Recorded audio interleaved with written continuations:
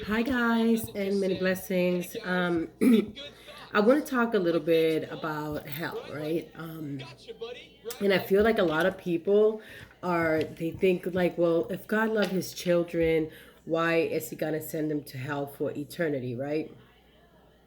We also have to remember that we were the only ones that had choices, right? God gave us the free will to do as we please, right? So just imagine if you didn't have free will. So he gave us the free will to do as we please. This means you can learn about him or you can seek the world, right? And part of this whole journey is about seeking him and not seeking worldly things, right? Because a lot of people depend on crystals and stones and all this stuff to heal you or to bring blessings or to bring this. Let me tell you something. We also have to have faith in God, right? We have to have faith in God that he's a healer. We have to have faith in God that he will move mountains for us. We have to have faith in God that he will split the waters for us so we can get through. We have to have faith in God that any situation that we are going through, there is a purpose for it and there is a teaching for it, right? So there's always a teaching through every situation we go through. We are not gods. We are not goddesses. Like people want to say, like goddesses and gods and things like that.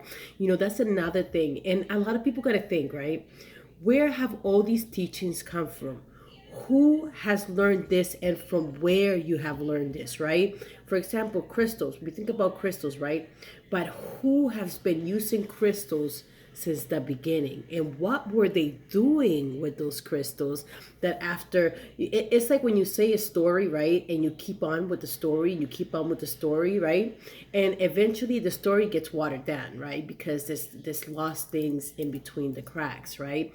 So then all of a sudden you're coming to share, not to share the same story, but you forget, so you start adding things. Oh no, this is for healing.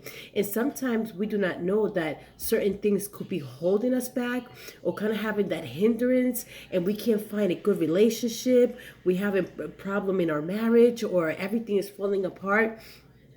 And it's not the fact that when you purchase something, right, you go to a store. Now you become into an agreement with the enemy's devices, right? So it's not like I have to go and say, "Oh, hey, demon, I'm gonna become to an agreement with you." I don't have to literally say it. I just have to do it, right? So when you go into a spiritual shop and they're doing tarot cards, and trust me, like guys, please look it. I'm preaching, but you know that I have been there. I have been there, and I have been, in the past I was doing tarot and everything, but I had a feeling that wasn't, that it wasn't right. Something wasn't right there, and that's the reason why I stopped and I started seeking the Lord more. But yeah, when you do tarot, you become into an automatic agreement with the entity or the demon that is in charge of teaching tarot, right? Because there's one in charge of teaching tarots. There's one in charge of teaching astrology. This one is this everything.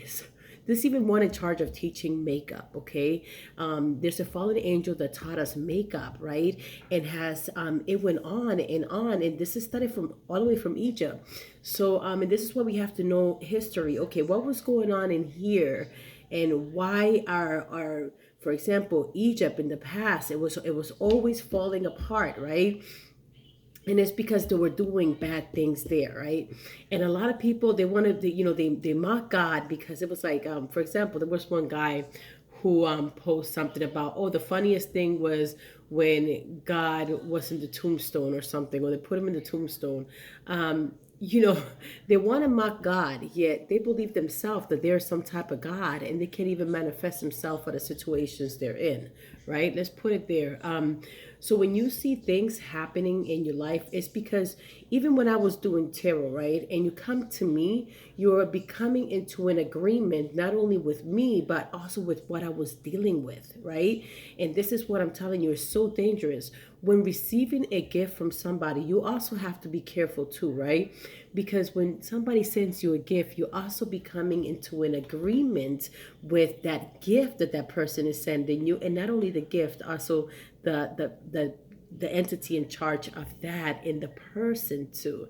So we have to be very careful, especially as Christian women's. And again, this could be in a Christian place too. You have to be careful. You have to always have discernment and just think, right? So yeah, so those are the key things that I truly wanted to get talk about a little bit.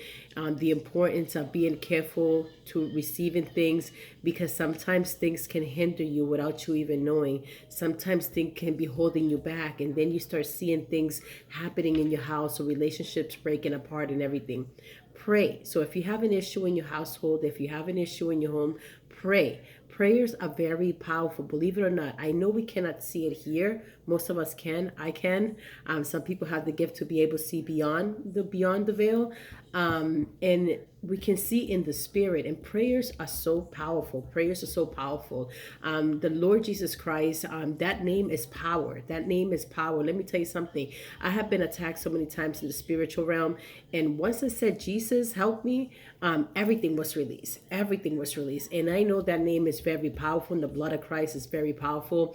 And again, a lot of people want to mock it. A lot of people, because they don't know. So you can't mock something you don't know. You can't mock something you don't have the experience. But yet you believe in evil, and you believe in harming people. You believe in burning candles and putting needles and all that stuff. So you believe in evil, but you don't believe in good, right? Isn't that strange? That should tell you something. People believe in doing evil, but they don't believe that there is good. So they only believe that there is evil, but no, there's no good. One of the greatest I would say, not a gift, but one of the greatest thing that the devil has, right? I can't even think about the right word. The greatest weapon that he has is that the world is blind towards him. And like back in the days when witches were dealing with certain things and doing all this stuff, right? One of the good things that they had, it was that the world was blind towards them. So us being blind towards the enemy and not knowing, we head to our destruction because we don't learn, right? We don't learn, and we constantly letting people feed us, right? Feed us about doing magic, manifestation, or subconscious. And they read this because this is somebody else's teaching, right? It's somebody else teaching that information, right? But then they say Jesus' teachings is bad, right? They say, I believe myself, but yet if you believe in subconscious and all this stuff and, magic and all and being gods and this, you're learning teachings from somebody else. So you cannot tell this person is wrong for walking a certain path and you are right for learning the teachings of somebody else. And this is why you have to be very careful, because sometimes you can also get lost in your subconscious and forget reality. You can forget reality. There is things that are happening in our world, and because we don't pick up a book and we don't actually read and learn, that's going to be one of our downfalls, right? We have to always learn. We have to read. We have to do research. And once you start doing research, everything is going to start making sense. You're going to be like, wait a minute, I had a dream about this before. And there's this preacher talking about this. It's crazy, right? And, we want to teach people. We want to be teachers amongst the people, right? But we have to make sure that we're leading people towards glory and not their destruction, right? So for me, I'm going to be leading people toward the glory. I'm going to be leading people toward the light. I don't want to be leading people towards the darkness. I don't want to be teaching darkness. I don't want to be teaching how to light up a candle and destroy somebody else. No. And I rebuke anybody who has lit a candle over me, because I'm covered by the blood of Christ, and I will continue doing his work, and I will continue teaching his teachings. Whether people like it, they like it. If they don't, they don't. Just like Jesus, right? Some follow and some didn't believe he was the Messiah. So there it is. So there's a lot of things. So again, I always recommend that you read. Reading is so important. But read the right things, okay? Because a lot of us want everything the easy way. And of course, there's always easy ways. But sometimes easy ways lead you to your destruction. And sometimes patience is better than easy ways. So we always have to be very careful, right? Because